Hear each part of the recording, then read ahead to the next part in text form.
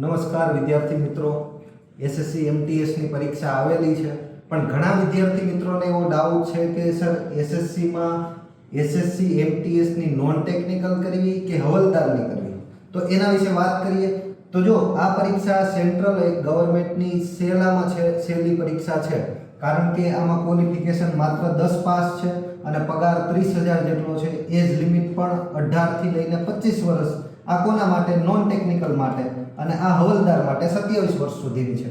Form ભરવાના શરૂ થઈ ગયા છે. 24 જુલાઈ સુધી ફોર્મ ભરવાના ચાલુ છે. ન ભર્યું હોય તો ભરી દેજો અને પરીક્ષા તમારી 20 સપ્ટેમ્બરથી ચાલુ થશે. તો વાત એ કરીએ કે એમટીએસ ની અંદર નોન ટેકનિકલ વાળું લેવું કે હવલદાર વાળું લેવું. ઘણાને પહેલા તો એ જ નહીં ખબર હોય કે બંને અલગ અલગ છે. તો આ બંને અલગ અલગ છે.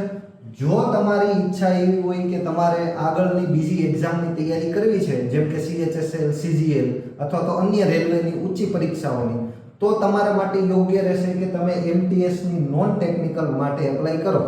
જો તમારી યુનિફોર્મ વાળી જોબની ઈચ્છા છે, પોલીસમાં જવાની ઈચ્છા છે અને આગળ કોઈ તૈયારી નથી કરવાની ઈચ્છા, તો હવલદાર માટે પણ લઈ શકો, કારણ કે હવલદારની પોસ્ટ પોલીસની ભરતી છે, એમાં ડિસિપ્લિન વાળી જોબ છે, કામનો લોડ વધારે હોય છે.